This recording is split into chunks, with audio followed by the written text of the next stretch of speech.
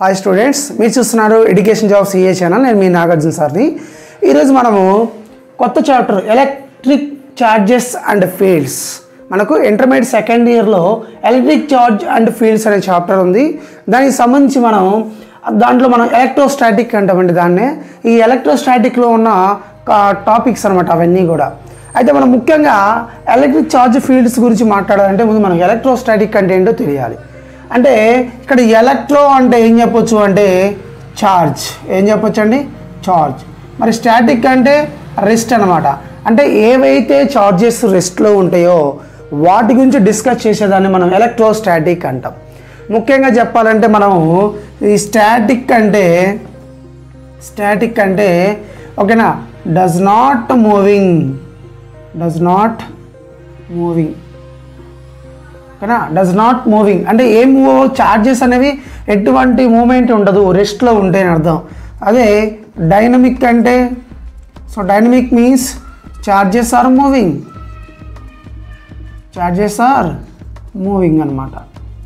అంటే స్టాటిక్ అంటేనేమో ఎటువంటి మోషన్స్ జరగవు, ఛార్జ్ అనేది రెస్ట్లో ఉంటుంది. ఇక్కడ మాత్రం రెస్ట్లో ఉండదు, మోషన్లో ఉంటుంది అని అర్థం అనమాట. మరి అసలు ముఖ్యంగా చెప్పాలంటే దీని ఛార్జ్ని మనం ఏమంటామంటే ఎలక్ట్రిక్ ఛార్జ్ అని కూడా అనొచ్చు. ఏమనొచ్చు? Electric charge. సో ఈ ఎలక్ట్రిక్ ఛార్జ్ అంటే ఏంటి అనేది మనకి ఇంపార్టెంట్ అండి. ఈ ఎలక్ట్రిక్ ఛార్జ్ అంటే ఏం లేదండి, intensity of electron, proton. So intensity of the electron proton property is called electric charge. Electric charge అంటామన్నమాట. అంటే ఈ ఎలక్ట్రిక్ ఛార్జ్లో the property of intensity of the electron protons యొక్క ప్రాపర్టీస్ని మనం ఏమంటామంటే ఎలక్ట్రిక్ ఛార్జ్ అంటాం. అంటే ఏంటి సార్ అంటే మనం ఏదైనా ఒక ఆటం తీసుకుంటే ఓకేనా, ఈ ఆటంలో మనకు న్యూక్లియస్ అంటాం, అంతేనా. సో న్యూక్లియస్ ఉంటుంది. ఈ న్యూక్లియస్లో ఇక్కడ ఉన్న వాటిని మనం ఏమంటామంటే ప్రోటాన్స్ అంటాం. ఏమంటాం? ప్రోటాన్స్. ఈ ఎప్పుడు కూడా మనకి ఎలా ఉంటాయండి, పాజిటివ్గా ఉంటాయి. మరి ఇక్కడ ఉంటాయి చూసారా, ఈ సర్ఫేస్లో రొటేట్ అవుతూ ఉంటాయి, వాటిని ఎలక్ట్రాన్స్ అంటాం. ఎలక్ట్రాన్ నెగిటివ్ ఛార్జ్ కలిగి ఉంటుంది, ప్రోటాన్ పాజిటివ్ ఛార్జ్ని కలిగి ఉంటుంది. మరి ఇక్కడ న్యూట్రాన్స్ కూడా ఉంటాయండి, న్యూట్రాన్స్ కూడా ఉంటాయి. ఈ న్యూట్రాన్స్ మరి ఎలా ఉంటాయి, న్యూట్రల్ అంటాం. కానీ మనం లోయర్ సెక్షన్లో ఏం చెప్తాం, న్యూట్రాన్ అంటే న్యూట్రల్ బాడీస్ అంటే ఏంటి, జీరో అంటాం. కానీ జీరో అనేది ఎప్పుడు చిన్నప్పుడు నేర్చుకున్నాం. But neutral means here positive negatives are equal there. అంటే ఈ యొక్క న్యూట్రాన్స్లో పాజిటివ్ ఛార్జెస్ నెగిటివ్ ఛార్జెస్ ఈక్వల్గా ఉంటాయి. ఈక్వల్గా ఉన్నప్పుడు ఎటువంటికి అది అట్రాక్షన్ అవ్వదు, రిపల్స్ అవ్వదు. అది మీరు గుర్తుపెట్టుకోవాల్సింది. అది ఇక్కడ అసలు చార్జెస్ ఎన్ని రకాలు ఉంటాయంటే, ఒకటి positive, negative. Charges are two types. ఈ చార్జెస్ రెండు రకాలు, ఒకటి positive charge, negative charge. Positive charge అంటే ఏం చేస్తుంది, వెనెవర్ ఎప్పుడు కూడా పాజిటివ్ ఛార్జ్ ఎలక్ట్రాన్స్ని లాస్ అవుతుంది. ఓకేనా, ఎలక్ట్రాన్స్ని లాస్ అవుతుంది. నెగిటివ్ ఛార్జ్ ఎప్పుడు కూడా ఎలక్ట్రాన్స్ని ఏం చేస్తుందండి, గెయిన్ చేస్తుంది.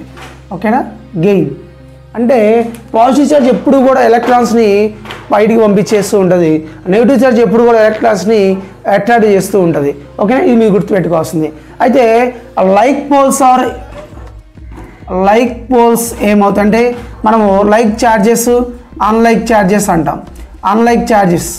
లైక్ ఛార్జెస్ అంటే ఏవండి, సో ఏవైనా ఒకటే ఛార్జెస్ ఉండాలి. అంటే పాజిటివ్ అన్న ఉండాలి, లేదు అంటే నెగిటివ్ అన్న ఉండాలి. సో పాజిటివ్ కానీ నెగిటివ్ కానీ ఉండాలి. మరి ఇలా ఉన్నప్పుడు మనకు ఏ ఫోర్సు, రిపల్సివ్ ఫోర్స్ అనేది ఉంటుంది. ఏముంటుంది, repulsive force. Like charges are repulsive force. Unlike charges అంటే ఒకటి పాజిటివ్, ఒకటి నెగిటివ్, ఒకటి పాజిటివ్. ఏవైనా కానీ రెండు ఛార్జెస్ వేరుగా ఉండాలి.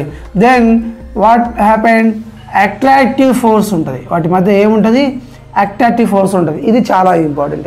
మనకి ఛార్జెస్ 2 టైప్స్, ఒకటి పాజిటివ్ నెగిటివ్. పాజిటివ్ అంటే మనం ఎలక్ట్రాన్స్ని పాజిటివ్ ఛార్జ్ కాస్త ఏమవుతుంది, ఎలక్ట్రాన్స్ని లాస్ అవుతుంది. నెగిటివ్ ఛార్జ్ అనేది ఎలక్ట్రాన్స్ని గెయిన్ అవుతుంది. మరి లైక్ పోల్స్ అన్లైక్ పోల్స్ అంటే లైక్ ఛార్జెస్ అంటాం. ఇక్కడ మనం మ్యాగ్నెట్లు అయితే పోల్స్ అంటాం, ఛార్జెస్లో లైక్ ఛార్జెస్ అన్లైక్ ఛార్జెస్ అంటాం. గుర్తుపెట్టుకోండి. ఈ లైక్ ఛార్జెస్ అంటే 2 పాజిటివ్ సైన్ ఉండాలి, అయితే 2 నెగిటివ్ ఛార్జెస్ అని ఉంటుంది.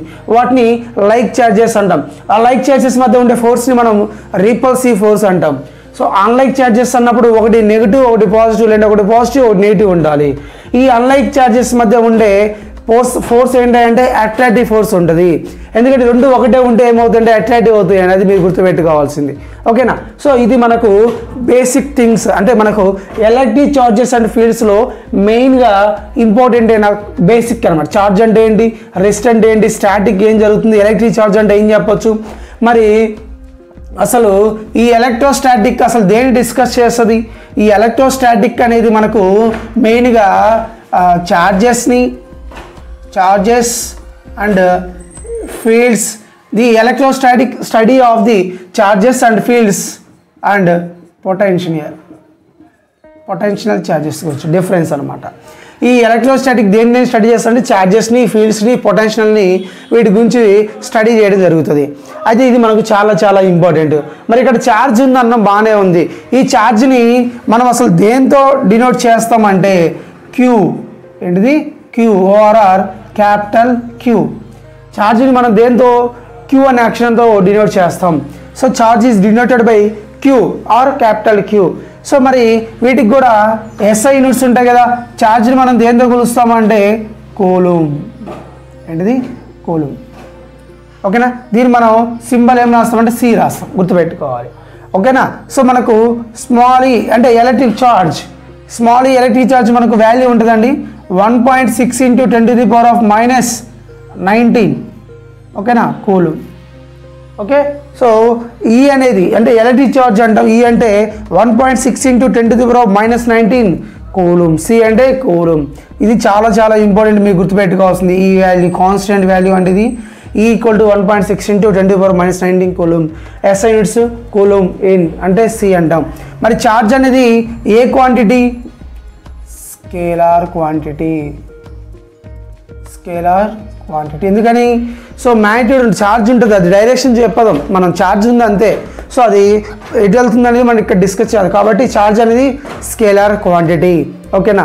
సో ఇది మనకు మోస్ట్లీ చాలా ఇంపార్టెంట్ అయిన చాప్టర్ అండి, ఎలక్ట్రిక్ చార్జెస్ అండ్ ఫీల్డ్స్ అనమాట.